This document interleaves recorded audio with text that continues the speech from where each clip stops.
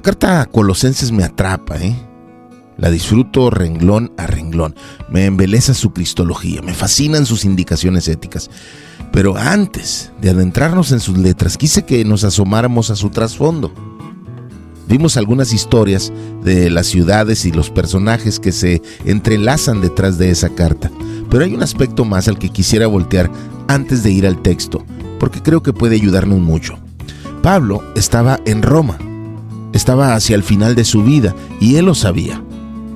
Por 2 años había vivido en Roma en una casa que había rentado y ahí vivía como en algún tipo de arresto domiciliario, encadenado, Hechos 28:20, pero con la libertad de recibir a quien quisiera venir a visitarle y aprender de él, como leemos aquí, que son los últimos versículos del libro de Hechos.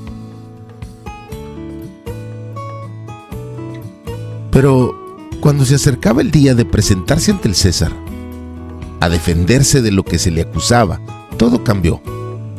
Por protocolo romano, el apóstol, si iría ante el César acusado de ser enemigo de Roma, debía primero ser trasladado a una prisión muy oscura, muy fría, muy húmeda y extremadamente maloliente, la Carcer Tullianum, hoy llamada prisión mamertina, un lugar que el historiador romano Salustio describió como repugnante y espantoso por su estado de abandono, oscuridad y pestilencia. Ese lugar no era una cárcel común a donde llevaban a cualquier preso, solo llevaban ahí a quien fuese declarado enemigo de Roma y enfrentar su suerte ante el emperador. Muy pocos estuvieron en esa cárcel. 100 años antes que Pablo había sido puesto ahí un rey galo de lo que hoy es Francia, llamado Vercingetorix, y por 6 años fue abandonado en ese lugar, recibiendo justo lo necesario para no morir, pero viviendo en las peores condiciones. Y una vez que Julio César tomó el poder absoluto en Roma, aquel rey galo fue llevado y decapitado frente al emperador. Un fin similar al que Pablo después se enfrentaría ahora con el emperador Nerón. Pero por ahora estaba aquí, en un lugar del que no se podía escapar. Pero a pesar de eso, Pablo no solo estaba encerrado. Las cartas de Efesios 6:20, Colosenses en el 4:18 y 2 de Timoteo 1:16 nos dicen que además estaba encadenado. Los romanos son los inventores del sistema judicial moderno, que pretende darle juicio justo al acusado.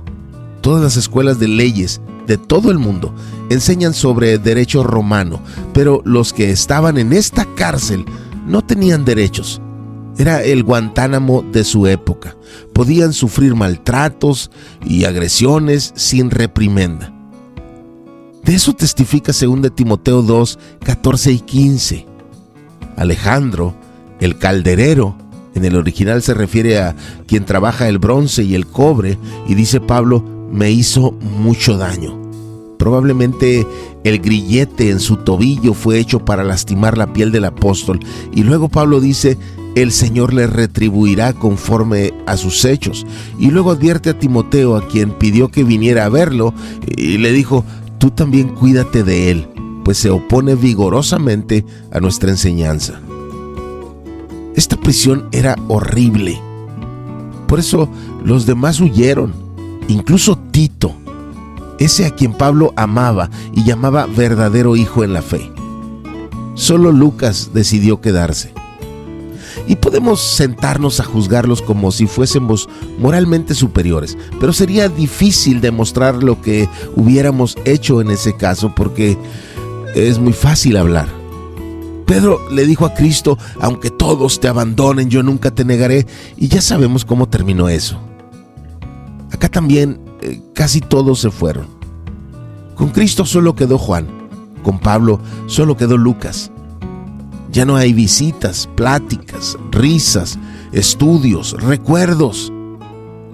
Pero pese a eso, Pablo sabía que nunca estuvo solo, que el Señor estuvo siempre con él y le dio fortaleza para pararse frente al gran enemigo del cristianismo, el emperador Nerón, mirarlo a los ojos y anunciarle el evangelio. Quienes llegaban al César desde esa prisión solían llegar débiles físicamente, a veces enfermos, pero especialmente rotos mental y emocionalmente. Pero Pablo llegó fortalecido por el Señor y valiente. Y con audacia, predicó el Evangelio en lugar de su argumento de defensa. Y el emperador quizás no supo qué decidir en ese momento. Generalmente todo era un formulismo. Después de una audiencia de estas, el César decretaba la muerte y el reo era decapitado frente a él. Pero Pablo venía fuerte, valeroso, decidido, así que el César lo envió de regreso a aquella prisión, quizás para debilitarle más. Pero si le preguntas a Pablo, no fue el César quien decidió su suerte, fue Dios quien libró al apóstol de la boca del león.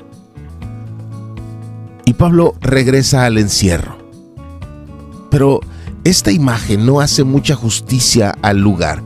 En primer lugar, porque aquí se usó un lente angular que genera una perspectiva algo distorsionada porque busca capturar muchos elementos en una misma imagen.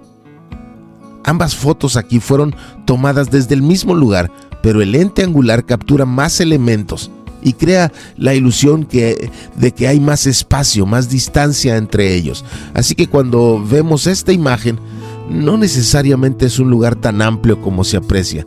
Y a eso debemos agregarle otra cosa. La arqueología confirma la narración histórica.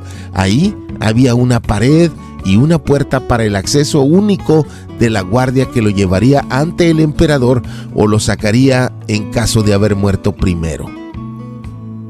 Pero el reo y sus visitantes, si alguien fuera tan osado para compartir esas condiciones con él, eran descendidos por ese hueco. Por ahí también se lanzaba la comida y se derramaba agua, y el preso o quienes estuvieran con él debían beberla mientras caía el chorro o lamerla del piso después. Recuerden que en ese lugar solo estaban los señalados como enemigos de Roma.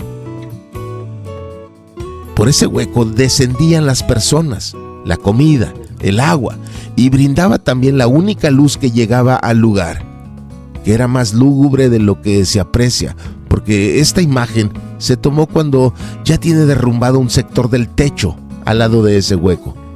Pero por ese hueco también entraba la única corriente de aire del exterior. Comida, gente, luz y aire. Todo entraba por ahí. Por eso la maldad de Roma puso tan cerca eso que servía como letrina, pero sin asiento ni privacidad. Y aunque los romanos habían construido baños maravillosos y lujosos, donde el agua siempre fluía llevándose los desechos, en esta prisión debían lavarse con la orina propia. Y entonces, el preso tenía que decidir qué olor prefería, o irlos alternando a su criterio, y junto a eso tenía que vivir y dormir y comer y respirar. Qué diferente y difícil es ahora ese entorno, ¿no? Ya no había ni privacidad ni las comodidades que pudo haber tenido al final de Hechos 28. Ya no hay vista al mundo exterior, ya no hay ni mesa ni cama y solo hay comida mala y en raciones pequeñas. Hay poca luz, poco aire y un muy mal olor. Y además, un suelo duro, frío y húmedo para dormir. Y si alguien quería acompañarle por algún tiempo, debía primero que nada pagar su estadía a la guardia, comprar también sus propias raciones de comida mala y aceptar vivir en las mismas condiciones que el preso. Y encima de todo, el espacio era cada vez más reducido a medida que más personas vivieran ahí. Esa es la entrada vista desde arriba, donde apreciamos también la letrina. Por aquí descendías. Descender. Qué apropiado parecía el término para entrar a ese lugar, a esa vida, ¿no? Y es que a veces vemos a Dios en las sonrisas de los que queremos, en la comodidad del hogar, en la seguridad de un ingreso, en la salud. Pero cuando las cosas son diferentes, cuando quedamos solos, cuando la economía se quiebra, cuando no tenemos refugio, cuando la salud es débil, cuando no conocemos el futuro, muchos no pueden encontrar a Dios en medio de eso. Pero desde estas condiciones tan adversas en las que está el apóstol, Dios lo usó para escribir desde ahí algunas de las cartas más sublimes. Para Pablo, ese lugar no fue castigo, fue un punto de entrenamiento para llevarle al siguiente nivel de fe, de conocimiento, de paz, de gozo, de victoria. A veces nos aterramos porque fuimos llevados al desierto o a la tormenta o a una cueva o a lo desconocido o a la enfermedad. Sentimos que descendimos. Pero la Biblia tiene muchas historias así, porque Dios quiere enseñarnos que ahí, en medio de nuestras guerras mentales, de esas batallas internas, de dudas, Dios depura nuestras convicciones. Una de las preguntas más comunes del ser humano, con todo y que cada vez que la hemos hecho hemos pensado que nadie más la hace, es ¿por qué yo? ¿Por qué a mí? Pero quizás todos nos preguntamos alguna vez eso. Pero cuando maduras en Cristo, sabes que en todas estas cosas somos más que vencedores por medio de aquel que nos amó, y ya entiendes que ni la muerte, ni la vida, ni ángeles, ni principados, ni lo presente, ni lo porvenir, ni los poderes, ni lo alto, ni lo profundo, ni ninguna otra cosa creada nos podrá separar del amor de Dios que es en Cristo Jesús, Señor nuestro. Y estamos confiados en que sabemos que a los que aman a Dios, todas las cosas ayudan para bien. Esto es, para los que son llamados conforme a su propósito. Así está Pablo en aquella prisión, pero no extraña la vida fuera de ella. Desde ahí escribe a los de Filipos: pero todo lo que para mí era ganancia, lo he estimado como pérdida por amor de Cristo, y aún más, estimo como pérdida todas las cosas en vista del incomparable valor de conocer a Cristo Jesús, mi Señor. Por Él lo he perdido todo, y todo eso que perdí lo considero como basura a fin de ganar a Cristo y ser hallado en Él. Así que, aunque Pablo está en Roma, sabe que principalmente también está en Cristo. Y allá en Roma escucha noticias de Colosas, esa congregación quizás producto del trabajo de Epafras, pero le llegan a Pablo noticias de lo que estaba sucediendo en la iglesia en Colosas. Todas las cartas de Pablo atienden los asuntos de aquellos a quienes les escribe, así que por la carta esta sabemos que a Pablo le hablaron de ciertas características de la cultura de la ciudad que ahora comenzaban a infiltrarse a la iglesia de ese lugar. Y Pablo escribe a los de Colosas para ayudarles en su crecimiento cristiano. Esa es una guerra eterna, la guerra contra la cultura. Se ha peleado y ganado y perdido en cada generación de creyentes.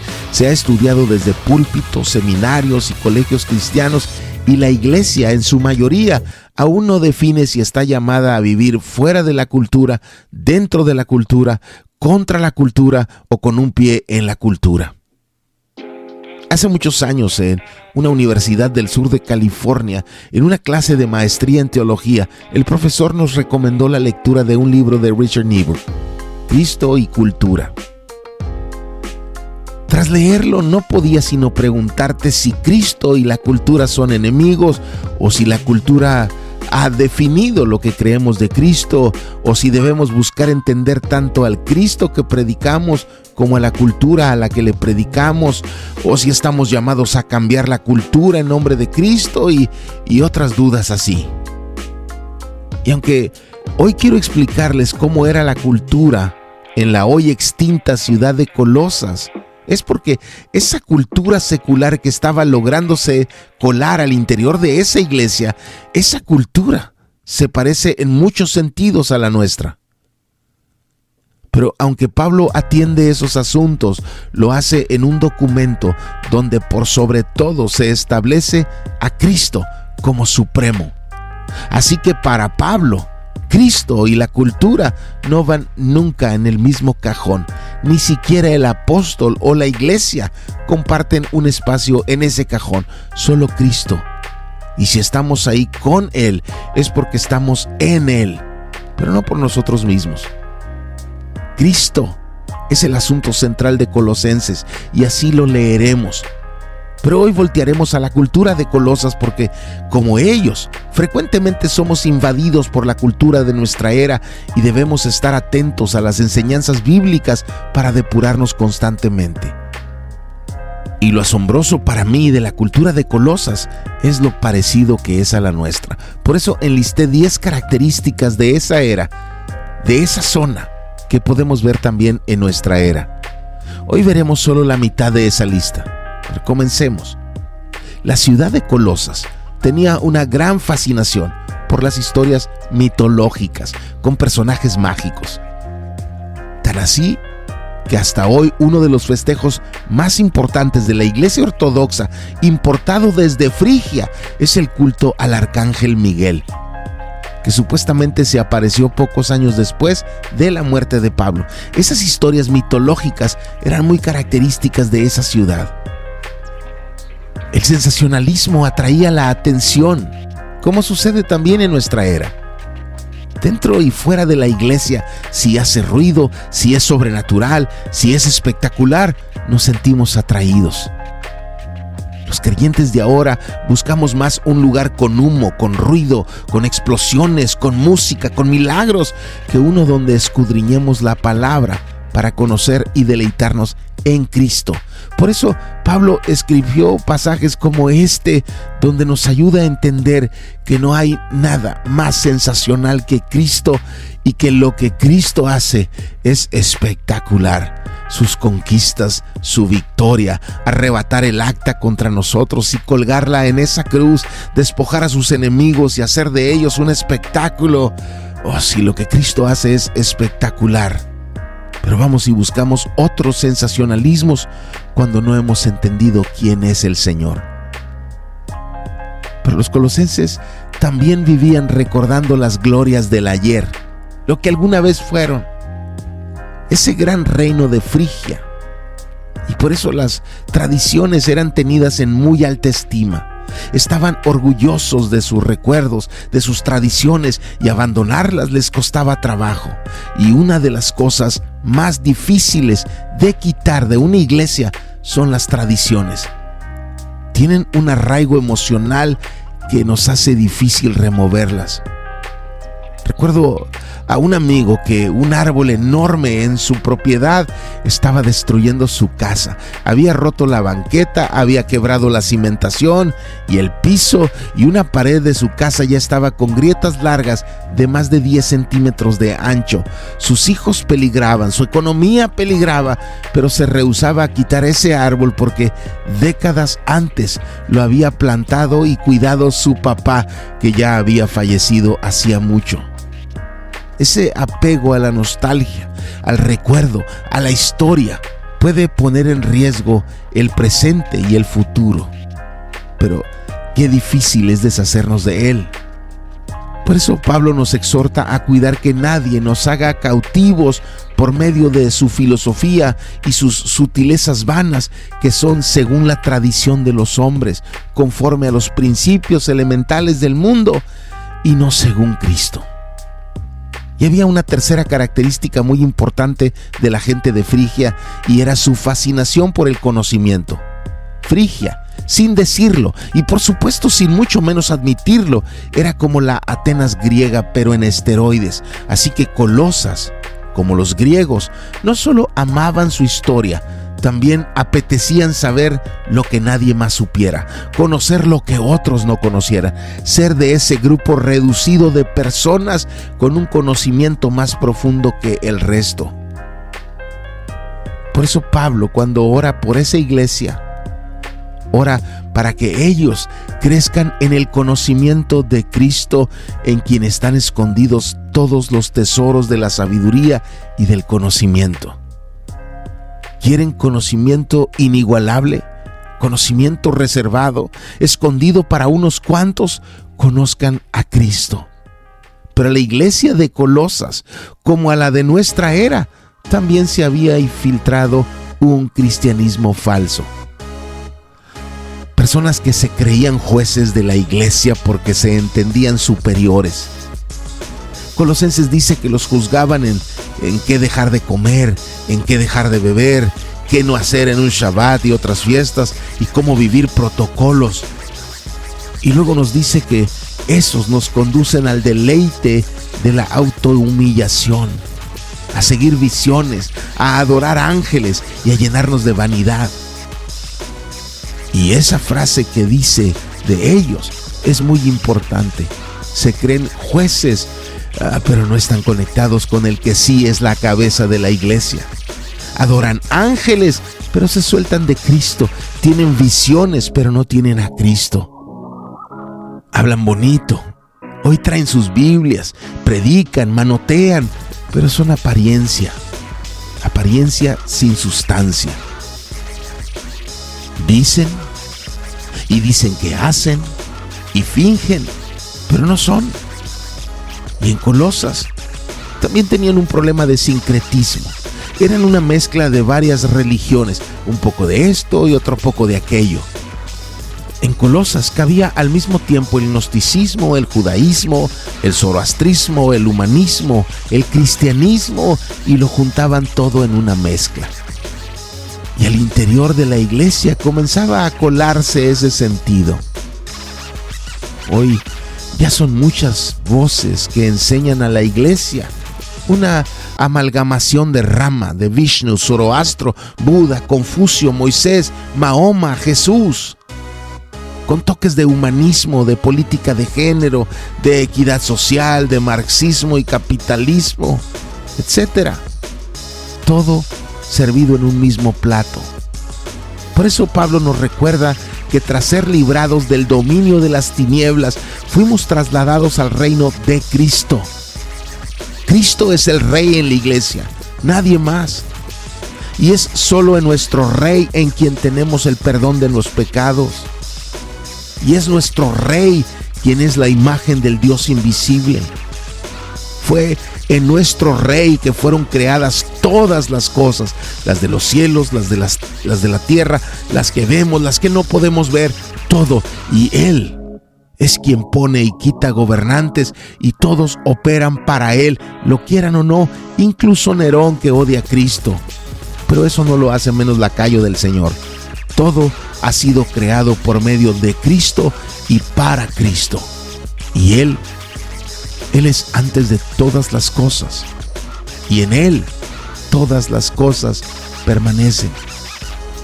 No lo es Rama, ni Vishnu, ni Zoroastro, ni Buda, ni Confucio, ni Moisés, ni Pablo, ni Mahoma, ni el filósofo, ni el científico, ni el político, ni el artista, ni el deportista, ni el rico, ni el pobre, ni el hombre, ni la mujer, ni el sabio, ni el ignorante, ni el ateo, ni el pastor.